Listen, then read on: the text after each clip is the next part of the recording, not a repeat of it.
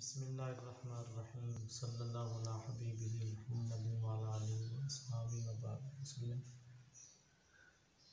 अब रमज़ान शरीफ का 12वां रोज़ा, उसकी औराद व वज़ाइफ तरतीब फिर जहन में रखिएगा। जब आप 11वें रोज़ा अख्तियार करेंगे, मगरिब का टाइम होगा, मगरिब के फ़ौरन बाद 12वें रोज़े की शब शुरू हो जाएगी। हज़रत मौलाए कायनात अली मुर्तज़ा शेर खुदा रज़ियल्लाहु तआला अन्हु फरमाते हैं, अगर अल्लाह ताला इस उम्मत मोहम्मद सल्लल्लाहु अलैहि वसल्लम पर अज़ाब करना चाहता, या अल्लाह ताला इस उम्मत को अज़ाब करना मकसूद होता अल्लाह ताला को, तो इस उम्मत को रमज़ान शरीफ और सूरत इखलास कभी हरगिज़ न अता फरमाता।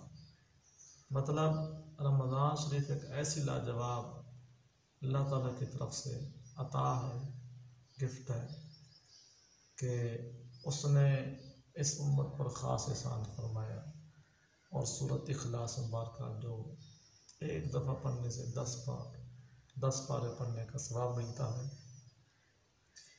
इस तरह आपने मगरिब के बाद, यानी 12वें रोज़े की मगरिब के बाद, वही वज़ाइफ ज़हन में रखिएगा जो हमने 11वें रोज़े की तरतीब आपको अर्ज़ की है। हाँ, एक बात और भी ज़हन में रखें, जो अव्वाबीन है, नमाज अव्वाबीन, जिस तरह फ़र्ज़ नमाजें 5 हैं, इस तरह नवाफिल नमाजें भी 5 हैं। इशराक, चाश्त, ज़िवाल, अव्वाबीन, तहज्जुद।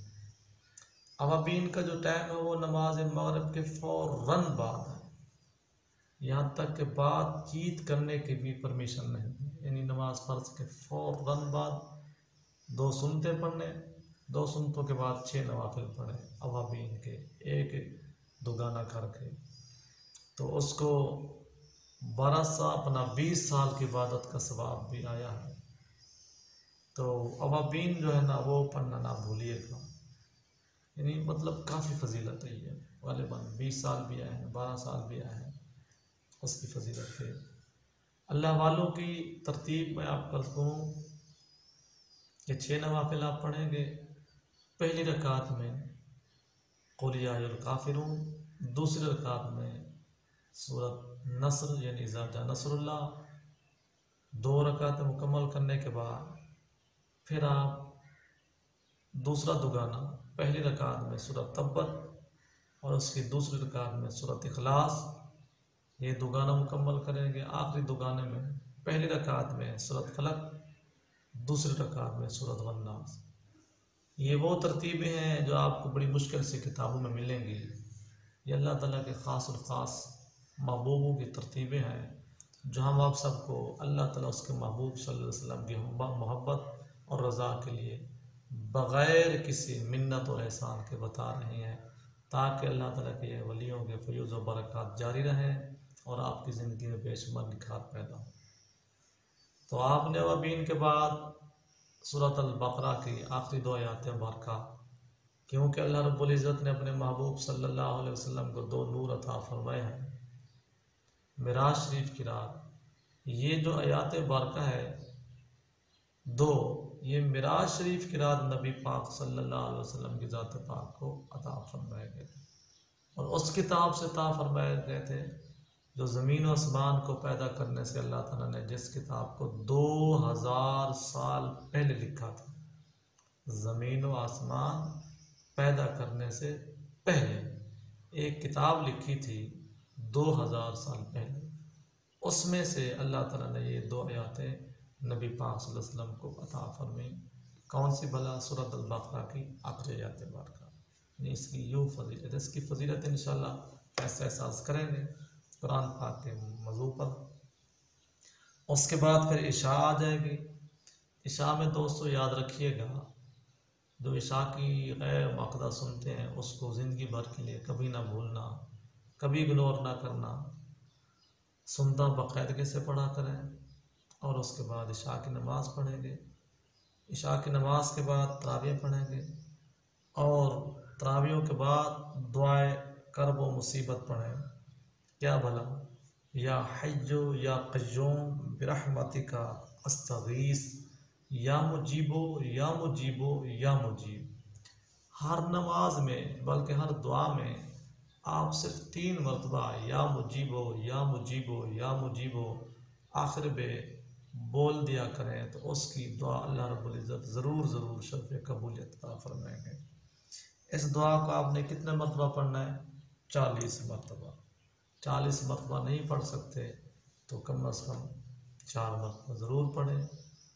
सारी रात उसमें आप तहज्जुद भी पढ़ें, सुबह सहरी यानी रोज़ा रखने की नियत, व बिस्वामी गदिन नवैतु मिन शहर रमज़ान। फिर हम आ गए अपना 12वां रोज़े की नमाज फजर। उसमें आपने पढ़ना है दुआए रिस्क, अल्लाहु लतीफ़ुम बिइबादिही अल्लाहु लतीफ़ुम बिइबादिही यरज़ुक़ु मन यशाअ व हुवल क़विय्युल अज़ीज़। इसकी बहुत बड़ी फजीलत है। इंशाल्लाह इसका अमल मैं कभी आपको अर्ज़ करूँगा, बल्कि इसका अमल ही रमज़ान शरीफ में कर लें तो बेहतर है, क्योंकि इसका अमल रोज़े की ही हालत में किया जाता है। 15,000 मरतबा इसको पढ़ा जाता है। इसका जो अमल है, अल्लाहु लतीफ़ुम बिइबादिही यरज़ुक़ु मन यशाअ व हुवल क़विय्युल अज़ीज़, इस आयत मुबारका को 15,000 मरतबा कोई खुश नसीब करना चाहे तो हमारी तरफ से परमिशन और इजाज़त है। और फिर ऐसे करेगा, सुबह रोज़ा रखने के बाद शुरू होगा तो फिर देख लेगा कि कब तक पढ़ सकते हैं, ज़ोर तक, असर तक। तो उसके बाद फिर अपनी हर नमाज के बाद एक तस्बीह अपने ज़िक्र में रखें, तो इंशाअल्लाह उसके पास जो रिस्क आएगा तो सुभान अल्लाह उससे संभाला भी नहीं जाएगा। अच्छा, नमाज ज़ोहर के बाद यानी 12 के दिन को आपने अव्वल रकू सूरत अल-बक़रा शरीफ का यानी बिस्मिल्लाहिर्रहमानिर्रहीम अलिफ लाम मीम ज़ालिकल किताबु ला रैब फीह से लेकर वलहुम अज़ाबुन अज़ीम तक कम अज़ कम 11 मरतबा पढ़ना है ज़ोहर की नमाज के बाद। फिर आ जाएगी असर की नमाज, तो असर की नमाज के बाद आपने दुरूद इब्राहिमी शरीफ पढ़ना है, जो आप सबको आता है। हर नमाज के बाद दुरूद इब्राहिमी शरीफ का अपने 47 मरतबा पढ़ना है। और याद रखें, जब रोज़ा अफ्तार करने का टाइम आ जाए, कम अज़ कम 10 मिनट पहले आप अपने बच्चों को, अहले खाना को साथ बिठा कर दुआ मांगें। दुआ में अव्वल आखिर दुरूद पाक पढ़ना कभी ना भूलें। तो जो दुआ मांगोगे अल्लाह रब्बुल इज़्ज़त उसको ज़रूर शर्फ़ कबूलियत अता फरमाएंगे। और दुआ मांगने के बाद रोज़ा अफ्तार करें। कोशिश करें नमक के साथ या खजूर के साथ, फजीलत ज़्यादा खजूर के साथ ही है, बल्कि खजूर के साथ रोज़ा अफ्तार करने से इंसान के अंदर जो सारे दिन की कमज़ोरी, नकात, सुस्ती, कैली हो चुकी होती है, इसमें कुदरती तौर पर अल्लाह ताला ने ऐसी ताकत अता की है कि वो सारी आपकी वो कमज़ोरी दूर हो जाएगी। कम अज़ कम 1 दाना या 3 दाने खजूर के ताकत, और उसमें नियत जो रोज़ इफ्तार करने की होती है, अल्लाहुम्मा इन्नी लका सुमतु व बिका आमनतु व अलैका तवक्कलतु व अला रिज़्क़िका अफ्तर। ये नियत से आपने 12 रोज़े का अपने इफ्तारी करनी है। और फिर वही मगरिब के और रात वज़े जो हमेशा ऑलवेज़ पढ़ने वाले हैं उसको भी, बाकी जो उस दिन के साथ रिलेटेड है 12 के, वो भी अर्ज़ कर दिया। अल्लाह ताला हमको अमल की तौफ़ीक़ अता फरमाए।